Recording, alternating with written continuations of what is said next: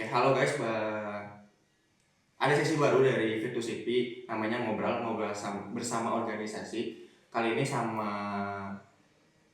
aktivis NU. Sebelumnya perkenalkan, nama saya Rian Cikal, saya dari Fit2CP, perwakilan dari Fit2CP.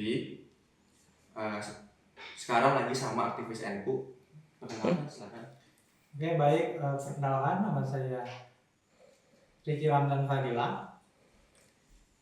Kebetulan saya aktif di organisasi Pergerakan Mahasiswa Islam Indonesia di Kota Bandung. Dan alhamdulillah diamanahi di Wakil Ketua 3 bidang keagamaan, yang mana selalu bersinergitas dan juga menjaga nilai-nilai tentang kebangsaan dan juga keislaman, yang mana secara historis itu berangkat dan juga lahir dari rahim Nahdlatul Ulama, mungkin seperti itu. Nah, kali ini kita mau ngebahas tentang perihal moderasi beragama di mahasiswa tuh. Okay. Nah, apa sih itu moderasi beragama? Kenapa banyak yang diperbincangkan gitu? Sekarang ini lebih banyak juga di platform-platform yang lain bincangin perihal moderasi beragama gitu. Itu apa sih tuh? Boleh dijelasin nggak? Oke. Kenapa sih moderasi beragama ini jadi satu isu yang seksi dan juga isu yang sangat menarik untuk dibahas, apalagi kalangan mahasiswa? Karena kita lihat dalam satu tatanan negara, baik itu bicara soal politik dan juga sosial kultur masyarakat, banyak agama-agama yang berkembang, kiranya gitu.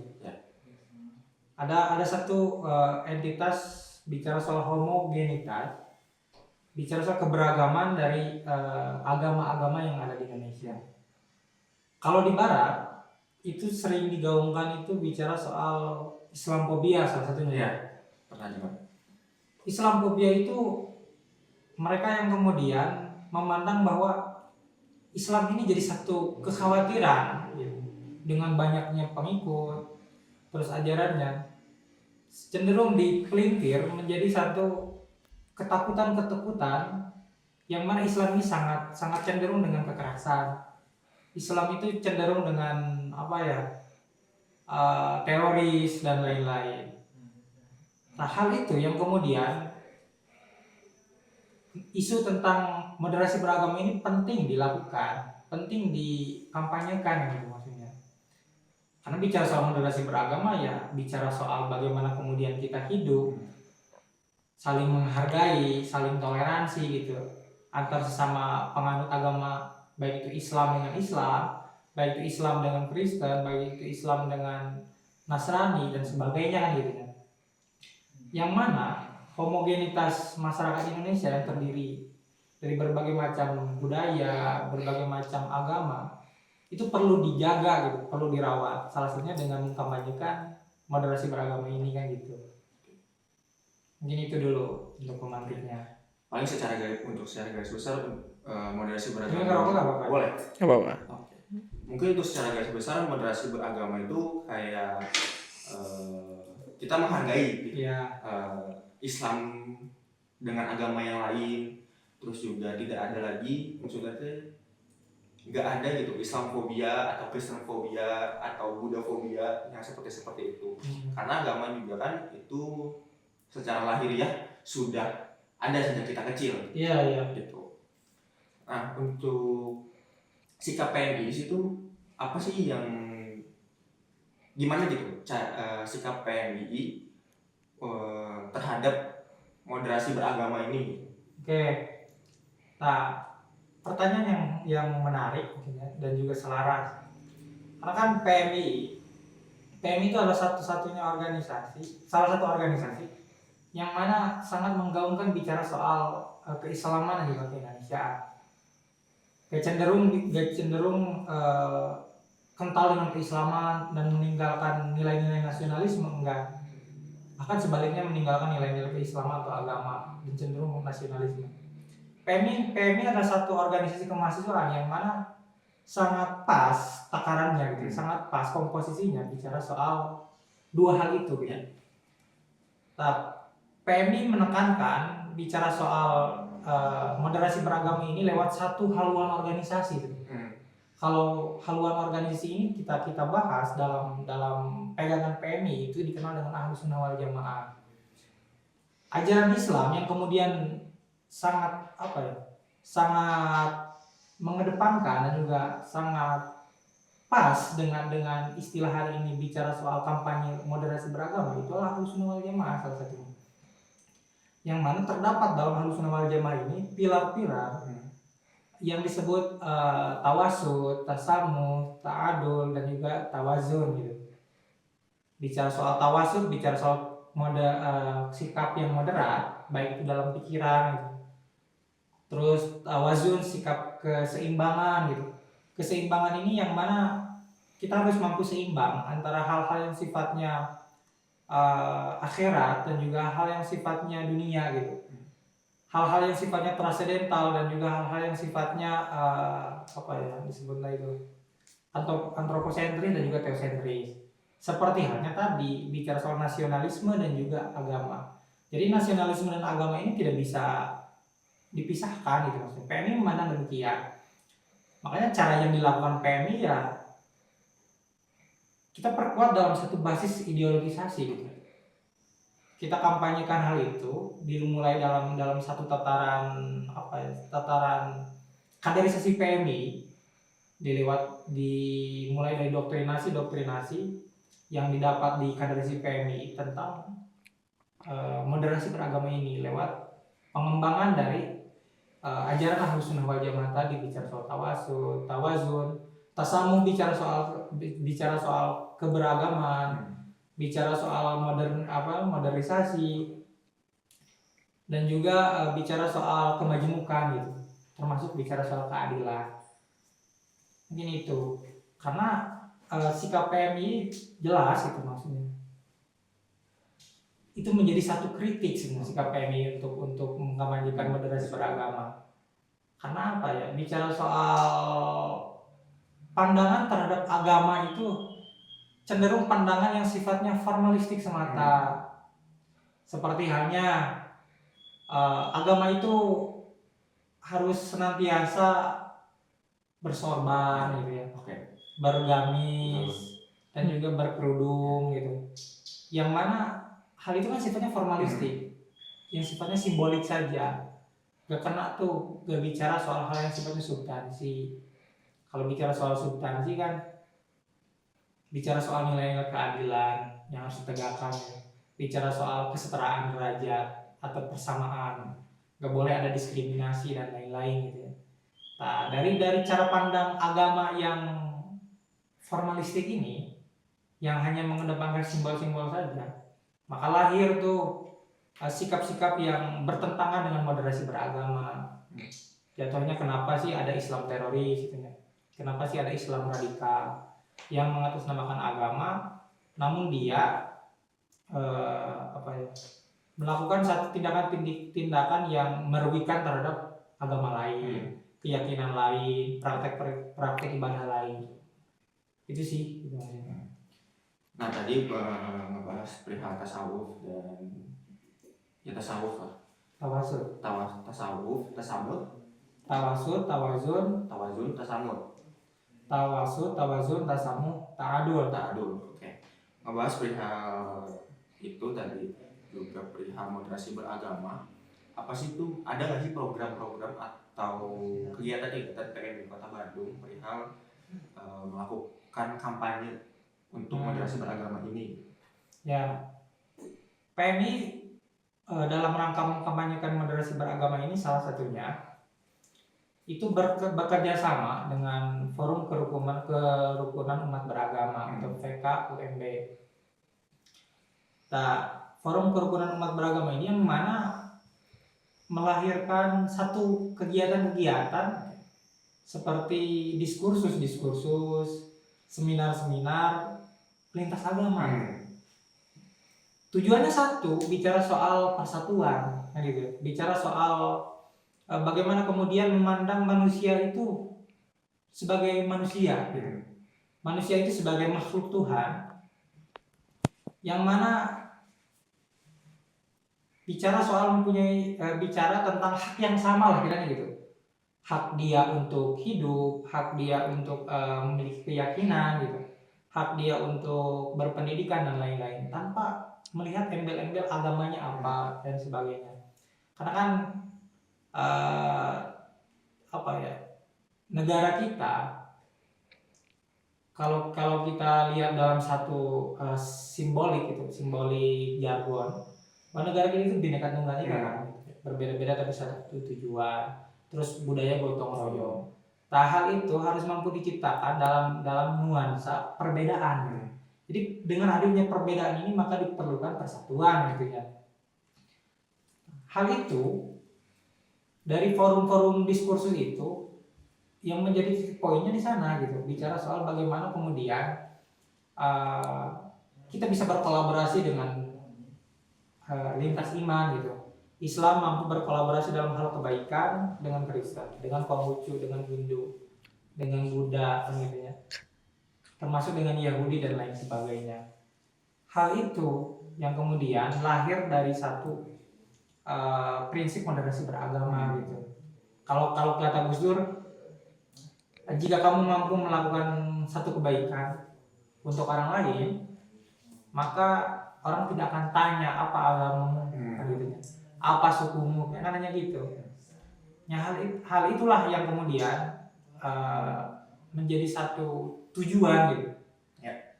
Bagaimana kemudian kita mampu bersama dalam hal kebaikan gitu. Makanya istilah di NU, istilah di PMI itu ada disebut ukhuwah. Ukhuwah itu bicara soal hubungan. Ada ukhuwah Islamiyah, hubungan antara umat muslim, yang mana umat muslim kan banyak ormasnya ya, ada NU, ada Muhammadiyah, ada LDI, Persis, FPI dan sebagainya lah. Terus ada ukhuwah basyariah gitu. Bicara soal ukhuwah basyariah ini yang kemudian bisa dijadikan satu pijakan dan juga satu spirit untuk kampanye moderasi beragama ini. Ya, kita hubungan sesama manusia lah gitu maksudnya. Terlepas dia itu mau Kristen, terlepas dia mau agamanya beda dengan kita, ya kita berjalan dalam merajut satu kebaikan, satu perbaikan, satu kemajuan untuk bangsa ini kan gitu ya. Tidak salah gitu bila mana kita melakukan hal demikian, karena tadi bukan apa ya istilahnya, perbedaan ini harus melahirkan satu persatuan kiranya gitu. Nah, tadi udah bahas perihal moderasi beragama tuh. Tadi juga sedikit menarik perihal tentang mungkin media-media barat mungkin ya yang menganggap bahwa Islam itu teroris, jadi ada istilah Islamfobia, Islam yang kekerasan seperti itu. Nah, ada juga fenomena tuh perihal agama,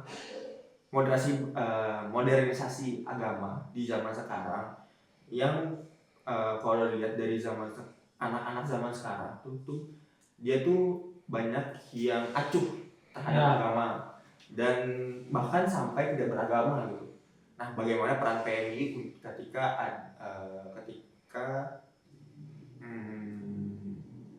agama jadi seperti ini di zaman sekarang? Mungkin. Oke. Ya banyak sih hari ini termasuk di Barat meninggalkan agama.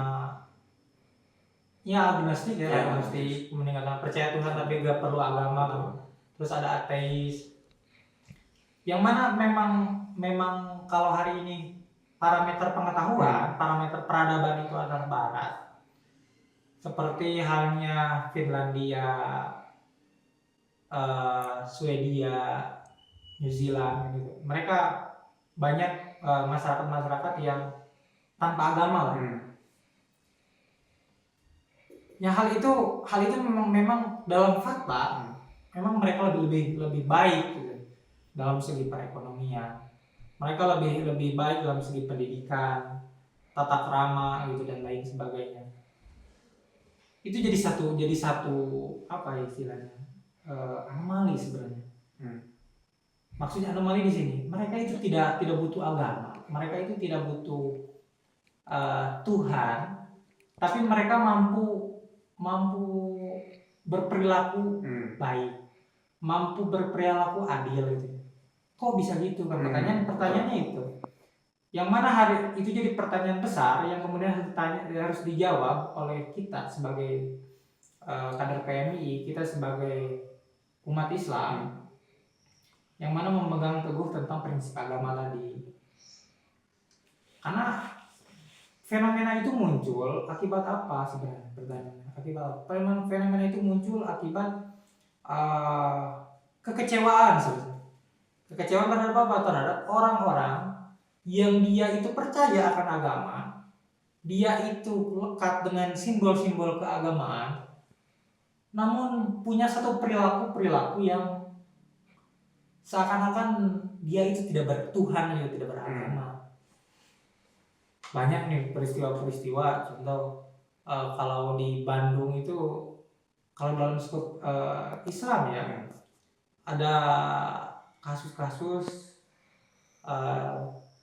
boarding school, terus pesantren, tapi kiainya malah nyabuli santrinya kan gitu ya.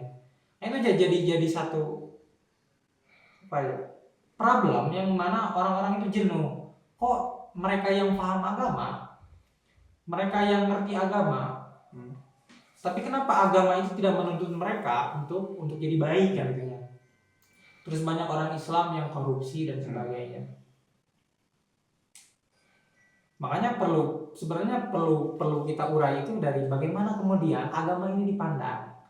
Bagaimana kemudian Tuhan itu dipandang gitu ya. Memang benar gitu. Bila mana mereka itu bisa maju tanpa adanya agama, mereka itu bisa maju tanpa adanya Tuhan.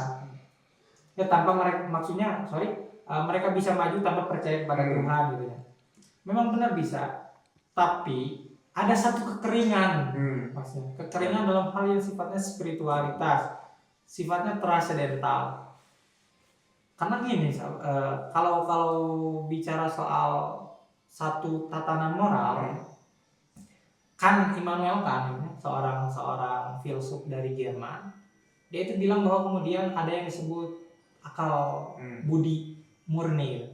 Nah, akal budi murni ini yang dimana menuntun akan perilaku dari seseorang. Padahal kalau kita tafsir sebenarnya akal budi murni ini adalah agama. Akal budi murni ini adalah Tuhan yang sifatnya tidak bisa kita sentuh secara material gitu ya. Karena bicara soal keyakinan, bicara soal hati nurani gitu. Ini yang kemudian menuntun kita bagaimana kita hidup, bagaimana kita bersosial dan lain-lain. Hal itu yang mana orang-orang Barat tidak dipahami sebagai satu entitas yang sifatnya transendental, satu entitas yang sifatnya teosentris atau Tuhan gitu maksudnya. Orang-orang Barat gak pandang itu, tapi secara praktek mereka melakukan itu, melakukan aturan-aturan sosial. Bagaimana kemudian berperilaku baik dan lain sebagainya. Nah, persoalannya tadi kata saya juga bagaimana memandang agama, bagaimana memandang Tuhan. Nah, memandang agama, memandang Tuhan ini selalu disalahartikan, sahabat-sahabat. Selalu disalahartikannya seperti apa? Agama hanya dijadikan satu legitimasi saja. Tuhan itu hanya dijadikan satu legitimasi saja. Persoalannya di sana. Jadi pandangan terhadap agama, pandangan terhadap Tuhan itu dijadikan satu legitimasi. Untuk apa? Untuk pembenaran terhadap perilaku yang kita lakukan dalam tanda kutip negatif. Contoh seperti halnya peristiwa pencabulan yang dilakukan oleh kiai, oleh ustadz terhadap santrinya. Dengan dalih agama, dengan dalih ketaatan. Karena apa? Seorang santri itu harus mengikuti apa yang kemudian diajarkan, apa yang kemudian diperintahkan oleh kiainya, oleh gurunya kan gitu. Nah, hal itu yang kemudian jadi satu problem gitu. Padahal kalau kita lihat sahabat-sahabat, kalau kita lihat Mas Rian, bicara soal bagaimana kemudian agama ini jadi satu tataran perubahan sosial. Ya. Kalau kita coba lihat dalam satu embrio kelahiran agama, kita taruhlah agama Islam. Kenapa Islam yang dibawa oleh Nabi Muhammad SAW ini lahir di Mekah, lahir di tataran Jazirah Arab, kan gitu. Di tataran Jazirah Arab, khususnya di Mekah waktu itu mengalami satu peradaban yang sangat bobrok gitu ya. Seperti halnya banyaknya perbudakan. Terus sangat mendiskreditkan, sangat mengecilkan, sangat memarginalkan perempuan. Perempuan itu tidak ada harganya. Perempuan itu bahkan kalau punya anak perempuan di zaman itu sebelum Islam datang, itu dikubur gitu, hidup-hidup. Karena apa? Karena satu aib. Hal itu. Sama halnya juga praktek-praktek sosial seperti muamalah kalau dalam Islam itu, praktek-praktek berdagang, itu sangat syarat sekali dengan prinsip-prinsip kapitalis. Yang mana banyak kecurangan, banyak tipu menipu dan lain-lain. Kan gitu ya. Hal itu yang kemudian jadi satu sebab sebenarnya Islam hadir gitu. Agama lahir gitu di Arab. Awalnya kan selain dari praktek-praktek sosial tadi yang sangat bobrok, mereka kan menyembah patung. Nah, ketika Nabi Muhammad datang dalam satu risalah membawa firman-firman Tuhan, firman-firman Allah Subhanahu wa taala yaitu Al-Qur'an. Kenapa? Pertanyaannya kenapa? Kenapa mereka itu tidak menerima? Kenapa orang-orang Quraisy, orang-orang Mekah, orang-orang Jazirah Arab itu sulit untuk menerima tentang agama Islam ini yang dibawa oleh Nabi? Itu bukan karena mereka itu tidak mau menyembah Allah gitu, bukan karena itu. Tapi karena mereka takut, pertanyaan itu. Karena mereka takut bila mana mereka masuk Islam harus memiliki satu konsekuensi. Konsekuensi untuk apa? Untuk menghilangkan perbudakan. Konsekuensi untuk apa? Untuk menghormati perempuan. Konsekuensi untuk apa? Untuk memberantas praktek-praktek atau menghilangkan praktek-praktek perjualan yang memiliki prinsip-prinsip sangat menghisap, sangat mengeksploitasi, sangat kapital akhirnya gitu. Itu yang kemudian mereka jadi satu keberatan mereka untuk menerima Islam. Gitu ya. Jadi kalau kita garis bawahi di sini bahwa agama Islam itu datang untuk membenahi tataran peradaban yang bobrok kan gitu ya. Tapi kenapa hari ini agama Islam malah jadi satu kemandegan? Agama Islam malah jadi satu kemunduran gitu ya. Mungkin itu yang dipandang oleh orang-orang yang meninggalkan agama, orang-orang yang agnostik, ateis gitu ya. Karena memandang bahwa bila mana terus-terusan terkekang oleh agama, maka kita gak akan maju-maju. Nah, jadi ada satu pergeseran ya, ada satu pergeseran. Mana agama yang awalnya dibawa oleh Nabi Muhammad, untuk menata sosial, untuk memperbaiki peradaban gitu ya. Dengan agama yang hari ini dilihat oleh masyarakat. Makanya dilihat bagaimana sih masyarakat, bagaimana sih kita memandang agama, bagaimana sih kita memandang Tuhan, kan gitu ya. Nah, persoalan itu yang mana karena tadi agama itu hanya digunakan untuk melegitimasi segala sesuatu yang kita lakukan saja. Kekuasaan, praktek-praktek kapital dan lain-lain itu dilegitimasi dengan dalih agama. Yang mana itu yang membuat seakan-akan kalau kita beragama Islam, kita tidak akan maju-maju. Kan sering trading hari ini bicara soal santai. Ya, kan Peri Ewani bicara soal santai dan lain-lain.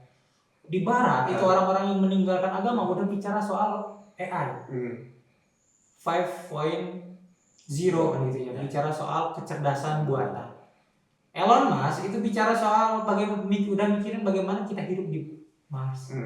Oke. Tapi masyarakat yang beragama khususnya di Indonesia, khususnya Islam gitu ya, masih bicara soal santet, masih bicara soal guna-guna. Kan itu ya maksudnya. Kenapa sih masyarakat di Barat itu cenderung untuk meninggalkan agama? Karena praktek dalam memahami agama, dalam memandang agama itu sudah beralih fungsi dari tujuan awal agama ini diciptakan. Tujuan awal agama ini dibuat.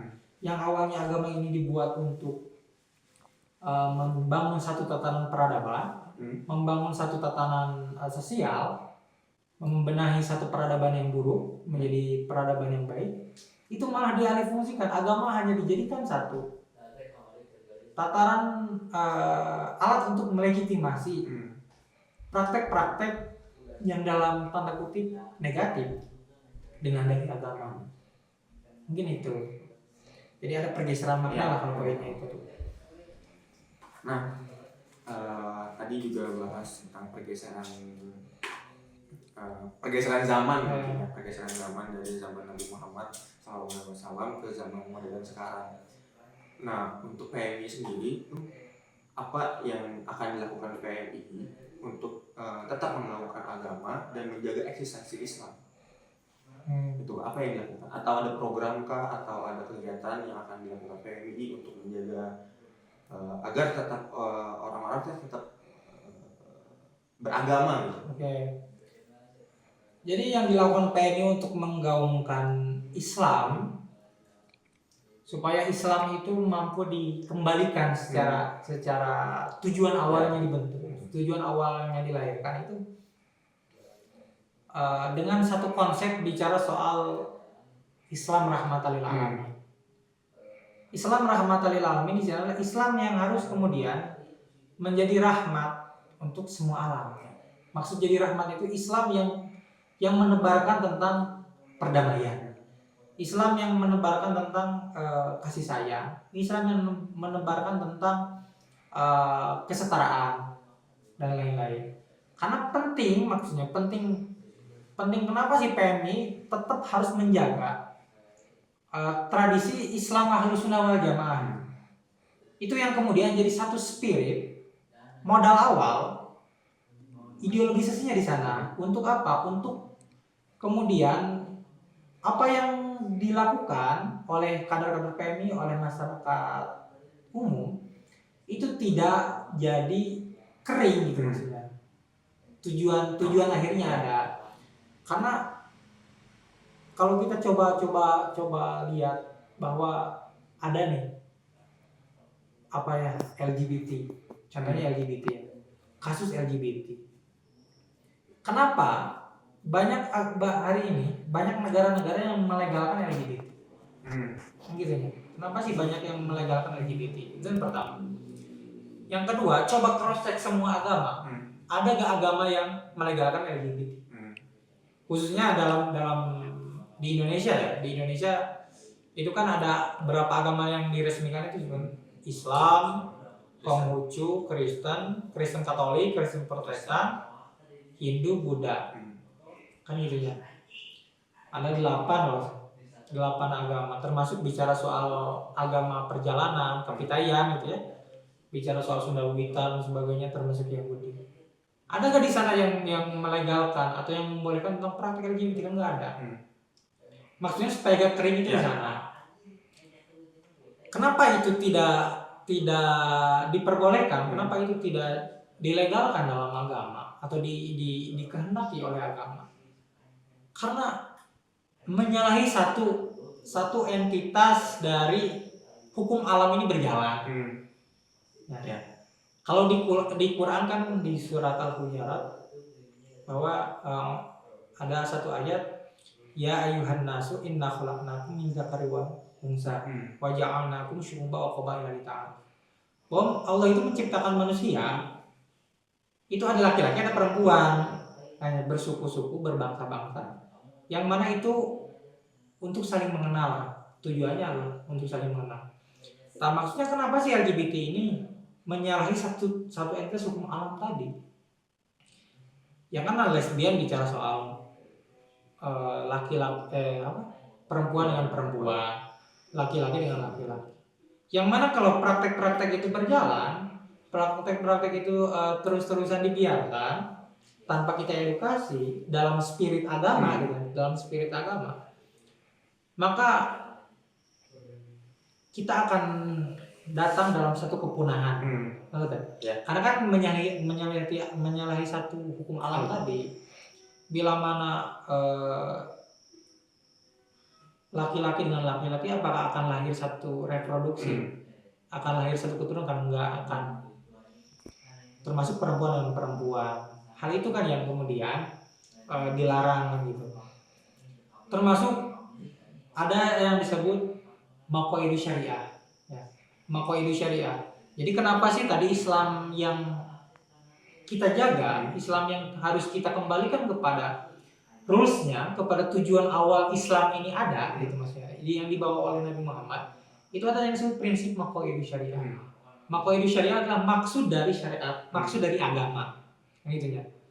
Maksud dari agama ini adalah, ini kalau kita bedah secara etimologi terlebih dahulu, agama itu kan dari kata Sanskerta ya. A itu tidak, agama itu kacau. Jadi hadirnya agama ini untuk supaya tidak kacau gitu. Nah, prinsip maqaidu syariah ini dalam hukum modern atau dalam dunia modern ini disebut dengan human right atau hak asasi manusia. Seperti hifdzun nafas yang selalu digaungkan oleh PMI, oleh Islam rahmatan lil alamin. Hifdzun nafas, hak untuk menjaga diri, hak untuk mendapatkan perlindungan diri. Terus ada hifzul akal, hak untuk mendapatkan pendidikan atau hak untuk menjaga akal kita. Terus ada hifzul mal, hak untuk menjaga harta. Ada hifzul nasl, hak untuk menjaga keturunan. Ada hifzul arud gitu, hak untuk menjaga kehormatan. Nah, maksudnya apa? Bila mana tadi masyarakat yang kemudian kering akan nilai-nilai agama, kering akan nilai-nilai transendental, kering akan nilai-nilai teosentris atau ketuhanan, itu akan lahir tuh seperti LGBT, yang mana nggak akan ada tuh hak kita untuk menjaga keturunan. Ya, salah satunya akan lahir neoliberal hari ini. Akan bergaung ke prinsip-prinsip kapital yang mana ketertindasan itu akan hadir itu maksudnya. Kezaliman itu akan hadir dengan kering dari spiritualitas tadi. Akan ada tuh bicara soal rasisme, bicara soal rasisme, bicara soal diskriminasi dan lain-lain, yang mana faktornya itu salah satunya kering dari hal-hal yang sifatnya spiritual. Kenapa sih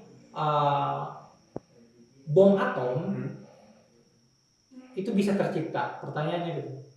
Apakah orang yang menciptakan bom atom, Oppenheimer menciptakan bom atom, mengembangkan teori atom dari Albert Einstein, apakah dia tidak tahu efek dari bom atom ini? Pertanyaannya kan gitu. Dia itu tahu, tapi karena ada ambisi pengetahuan yang mana kering dari nilai-nilai spiritualitas, kering dari tadi maqaidu syariah gitu ya. Hak untuk menjaga jiwa. Padahal kan dengan adanya bom atom, jiwa kita akan terguncang, jiwa kita akan terancam. Kan gitu kan? Nah, maka penting maksudnya. Kenapa sih agama itu harus selalu dijaga? Agama itu harus selalu digaungkan untuk orang itu mampu menjadikan segala sesuatu tindak tanduknya itu berdasarkan satu prinsip nilai agama gitu, prinsip nilai ketuhanan, yang mana diajukan kepada tadi sesuai dengan prinsip dari agama ini ada gitu. Kalau Islam itu prinsip dari Islam ini apa sih? sesuai dengan awal. Itu terbentuknya makhluk hidup syariah.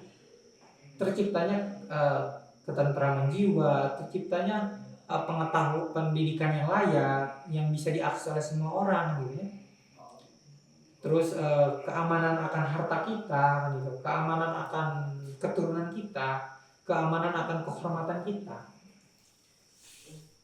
Itu makanya itu hal itu yang kemudian melatar belakangi PMI akan selalu menjadi garda terdepan. PMI akan menjadi agen-agen atau aktor-aktor atau agen-agen yang selalu akan terus mengkampanyekan Islam yang rahmatan lil alamin. Islam yang tadi memiliki dasar nilai Ahlus Sunnah wal Jamaah yang kemudian berorientasi terhadap terciptanya makhluk syariah. Gitu. Nah, kalau bicara soal apa sih program PMI, apa sih yang diinisiasi oleh PMI? Yang diinisiasi oleh PMI sederhana sebenarnya. Perbaikan segala sesuatu itu dimulai dari apa? Dari pola pikir, dari paradigma, dari mindset, dari cara pandang. Perbaikannya di sana lewat apa? Lewat pendidikan. Makanya kenapa tadi prinsip yang dikenal dengan pilar Ahlus Sunnah wal Jamaah itu harus ada tawasul, bicara soal kemoderatan, moderat, terus harus ada tawazun, keseimbangan, harus ada tasamu, keberagaman, dan juga harus ada ta'adul atau keadilan. Itu harus dimulai dari pengetahuan. Bagaimana cara pandang dia itu seperti itu. Cara pandang dia itu harus mampu moderat, tidak ekstrem kanan dan juga tidak ekstrem kiri. Tawasud itu adanya dalam pikiran. Contohnya seperti ini. Gak mungkin ada Islamfobia, gak mungkin ada Islam yang radikal, Islam teroris, termasuk agama-agama lain yang merujuk pada satu kerusuhan, keonaran, dan juga kekacauan atau kekeosan. Gak mungkin ada itu bila mana pikirannya itu moderat. Kalau pikirannya itu ekstrim kanan, kalau ekstrim kanan ini diidentikan terhadap fanatisme terhadap agama. Ya. Jadi memandang bahwa agama itu harus top, gitu. Segala sesuatu itu harus bernuansa agama. Jatuhnya tadi formalistik. Seperti halnya dasar negara kita ini adalah Pancasila. Benar gak? Undang-Undang Dasar 1945 dan juga Pancasila. Dalam pandangan orang-orang yang ekstrim kanan tadi, maka dia itu harus mengganti Pancasila ini diganti oleh kekhalifahan Islam. Contohnya gitu ya. Karena fanatisme terhadap agama harus dijadikan sebagai hal-hal yang sifatnya formalistik. Segala sesuatu itu bernuansa agama, simbol-simbolnya agama. Yang mana itu akan menimbulkan apa? Akan menimbulkan pendeskreditan, pengkecilan, diskriminasi terhadap siapa? Terhadap orang-orang yang non-muslim. Itu. Termasuk bila mana kalau dalam cara pandang dia itu ekstrim kiri contohnya. Dia melupakan agama. Ya, dia melupakan agama. Dia tidak peduli dengan agama. Dia tidak peduli dan juga tidak butuh dengan nilai-nilai Islam, nilai-nilai ketuhanan, nilai-nilai agama, nilai-nilai spiritual, nilai-nilai teosentris. Maka jatuhnya akan peradabannya maju ya. Tapi lihat populasi di Jepang salah satunya ya. Jepang itu peradabannya maju, pengetahuannya maju, tapi angka populasi Jepang semakin hari semakin minim. Kenapa? Praktek-praktek LGBT, gitu ya. Praktek-praktek LGBT bahwa kemudian ya laki-laki tidak boleh, ya laki-laki boleh dengan menikah dengan laki-laki, perempuan boleh menikah dengan perempuan. Maka akan hadir tuh satu degradasi populasi, kan itunya. Dan juga bicara soal pengetahuan, pengetahuannya mampu unggul gitu, bicara soal peradaban mampu unggul. Tapi sejauh mana mampu memberikan keamanan, memberikan kemakmuran, kemaslahatan untuk tatanan dunia gitu. untuk tatanan dunia. Makanya kalau kita lihat dalam skup Indonesia, dalam skup negara kita, ya lebih pas itu ada bicara soal Pancasila, yang mana itu menjaga tatanan moderasi beragama ini, tatanan sosial yang mana terdiri dari satu heterogenitas tadi, ada suku Jawa, suku Sunda, Sumatera, suku Bugis dan lain sebagainya, agamanya macam-macam, sukunya macam-macam kan gitunya. Ya tentunya rentanitas atau sangat rentan sekali untuk terdapat perpecahan, terdapat pertikaian, peperangan dan lain sebagainya. Hal itu karena apa? Kenapa Indonesia ini hari ini bisa utuh? Karena kita menggunakan satu konsep Pancasila, satu konsep Bhinneka Tunggal Ika, yang mana menjunjung tinggi akan tadi bicara soal moderasi beragama, menjunjung tinggi akan tasamu keberagaman.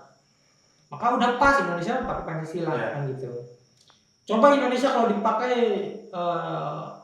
dengan negara Islam, kan waktu dulu itu sebelum Pancasila itu namanya Piagam Jakarta, contohnya. Pancasila itu Piagam Jakarta. Nah, Piagam Jakarta ini yang kemudian di poin pertama, di ayat pertama itu bicara soal ketuhanan dalam menjalankan syariat Islam bagi pemeluknya. Jadi bukan ketuhanan Maha Esa. Banyak orang-orang di timur, seperti orang-orang yang notabene itu Ambon, terus Papua, Sumatera, yang banyak orang-orang yang mayoritas Nasrani, Kristen, itu mau memisahkan diri dari Indonesia karena menganggap bahwa mereka terdiskriminasi. Seakan-akan Islam yang harus dikedepankan, kan nggak gitu maksudnya.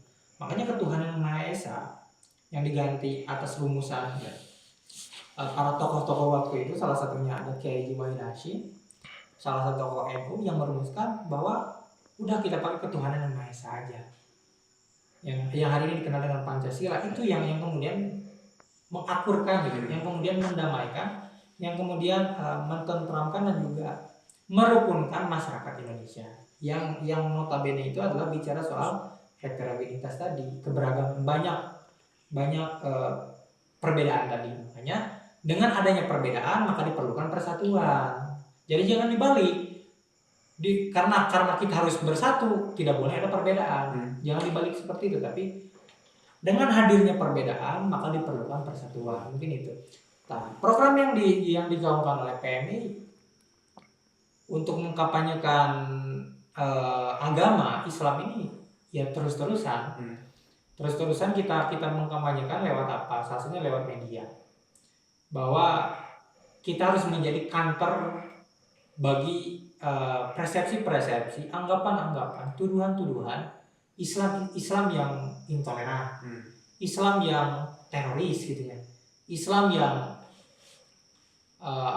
yang fobia kalau dalam termin barat gitu, yang terkenal di barat. Tuduhan-tuduhan itu harus dikantor oleh anak-anak PMI dalam skup mahasiswa sebagai intelektual akademik gitu maksudnya. Baik itu dikantor lewat tulisan, baik itu dikantor lewat penyebar luasan pengetahuan, lewat salah satunya lewat podcast, lewat seminar-seminar, pelatihan-pelatihan, kaderisasi dan sebagainya. Karena apa? Karena itu sudah jauh dari prinsip agama itu sendiri, sudah jauh dari prinsip Islam itu sendiri. Ya kan? Ya kalau kita baca ulang kembali tadi, agama itu kan dari bahasa Sanskerta, Pak itu tidak, agama itu kacau. Tidak mungkin dengan hadirnya agama jadi satu kekacauan. Berarti menyalahi dari makna atau nama dari agama itu sendiri, termasuk Islam. Islam itu akar katanya dari aslama, bicara soal ketenangan, bicara soal kedamaian.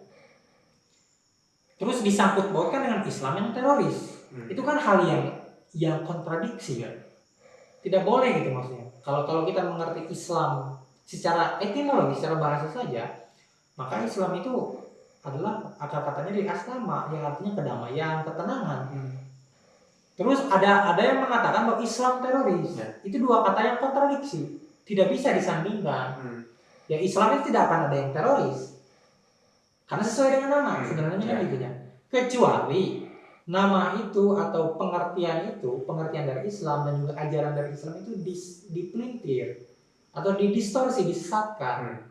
Kecuali itu, seperti hanya tadi, agama itu hanya dijadikan untuk melegitimasi segala sesuatu apa yang kita lakukan, baik itu bicara soal kekuasaan yang zalim, baik itu perilaku-perilaku yang dalam tanda kutip negatif, dilegitimasi dengan atas dalih agama. Mungkin itu yang dilakukan oleh PMI untuk menerangkan tadi, bicara dengan awalnya merubah paradigma lewat pendidikan, lewat tulisan-tulisan, lewat seminar-seminar, lewat podcast, lewat ya banyaklah platform lain yang kemudian bisa jadi sarana untuk PMI melakukan itu. Mungkin itu. Oke, mungkin cukup mungkin ya. Sesi podcast ngobrol bareng bersama organisasi kali ini. Mungkin sedikit ada closing statement dari Tung Ricky untuk keberlangsungan modernisasi beragama. Silakan. Kalau untuk closing statement bicara soal moderasi beragama, ya kita harus memandang bahwa kemudian agama ini harus dimaknai sebagai satu tuntunan hidup lah kiranya gitu. Itu yang pertama. Yang kedua, kita harus melihat jauh ke belakang bagaimana kemudian agama ini lahir. Ya kalau Islam, ya kita lihat Islam ini lahir seperti apa. Islam ini lahir untuk apa? Islam ini lahir dalam kondisi seperti apa? Supaya apa? Supaya tidak ada penyelewengan, tidak ada pemelintiran terhadap makna dari agama, makna dari Islam ini. Yang mana konsep moderasi beragama itu sangat relevan dan juga sangat cocok untuk apa? Untuk kemudian menopang bicara soal bangsa, bicara soal politik, bicara soal sosial, bicara soal ekonomi dan sebagainya. Konsep moderasi beragama ini mungkin itu. Dan ingat satu statement dari Gus Dur bahwa jika kamu melakukan kebaikan, jika kamu melakukan sesuatu yang bermanfaat untuk orang lain, maka orang itu tidak akan tanya apa agamamu gitu. Jika kamu melakukan kebaikan, jika kamu melakukan hal yang bermanfaat untuk orang lain, maka orang tidak akan tanya apa agamamu. Intisarinya apa? Ya berbuat baiklah gitu. Meskipun kita berbuat baik kepada di luar agama kita, di luar keyakinan kita. Jadi pandangannya tadi bicara soal ukhuwah, ukhuwah basyariyah, sesama manusia. Jadi moderasi beragama ini penting untuk kita kampanyekan, penting untuk kita pegang untuk jadi satu prinsip dalam bernegara gitu. Prinsip dalam bernegara, beragama dan lain sebagainya. Mungkin itu ya. Oke, mungkin cukup sekian teman-teman tadi closing statement dari aktivis Nahdlatul Ulama kita. Cukup. Assalamualaikum warahmatullahi wabarakatuh.